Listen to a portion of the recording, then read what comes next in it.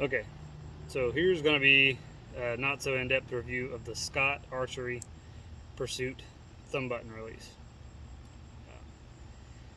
I got this coming from a TrueFire thumb release, but I didn't get it to tighten up groups or anything like that. I got it merely to have something more quality out in the field with me. Less worry on release failure, so things of that sort. Because I read over the 2 years I used it some pretty negative reviews on that TrueFire. Can't remember what model it was, but that doesn't matter. It's not about that one. It's this one. This is a 3-finger release out of the box, but it comes with a 4-finger attachment. I didn't even try the 3-finger. I actually have artificial tendons in the back of my hand here, so it's extremely painful for me to use a 3-finger release. So I put the 4-finger attachment on right out of the gate, and it's perfect for me. No pain at all, super smooth on the draw. You have 2 adjustments, well, excuse me, you actually have 3 points of adjustment on this model. First, you have your trigger lean forward and backward here. You loosen this screw, loosen the set screw, and your trigger will lean forward or backwards, whichever way you need it to go. And there's infinite adjustment. You can stop it anywhere you want. Try it. If you don't like it, move it again. You have trigger travel here. It's the screw under the bottom here. What the box tells you to do is to engage the trigger, tighten this down slowly until the release fires, and then back it off 1/8 to 1/4 of a turn. Now, I will say I don't recommend backing off only an 1/8 inch. I didn't need an arrow 500 yards across the field from doing so, but I will tell you at an 1/8 of an inch backed out, this button is extremely hot. I have mine set on a 1/4 turn, and on 1/4 of a turn, you'll be able to see there is absolutely no trigger travel. It's as soon as I put back tension with my shoulder, it goes off, and that's on a 1/4. On an 1/8, I was scared to draw with it because I felt like just my finger grazing this thing to get ready to get anchored was going to make it go off. But on a 1/4, I feel confident and comfortable with it to where I can actually wrap my thumb and get anchored in. Push and pull, fires.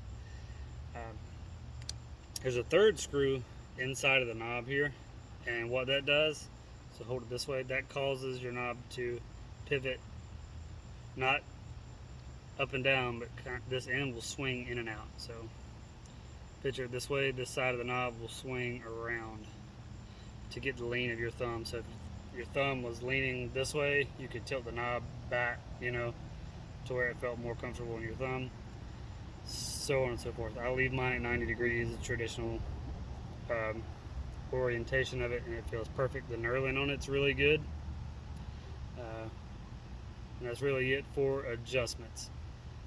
Engaging it, the unfortunate part is it's not an automatic returning, so you're going to have to manually take your thumb and close that on your D-loop every time. You notice now it's not engaging. Before you do, you have to press the button down to engage it, and then it's closed. What I do, I actually engage it before I put it up to my bow, so I'll engage it now. Put it up to my D-loop, and then take my index finger and bump it closed. If you miss the D-loop and have to open this thing back up to do it again, it's going to be, especially like on a follow-up shot, it's going to be extremely loud. So I say extremely, it's just a really loud button. That's what it is. And to stop that, if you needed to, you can keep your thumb on that button and reach back around and pull and disengage it, and that would really stop all of the sound. It'd be very light. You barely can't hear it. But if you do it without holding that button down, it's going to be loud. And I think that would only be a problem if you got up in your stand, forgot to attach your button to your D-loop and leave it hanging, and you look down and you were ready to make a shot, and oh man, where's my release? Forgot to put it on. Other than that, I really don't have anything important to go over with it. It does come with a wrist attachment, and it's tied here if you want to leave that on.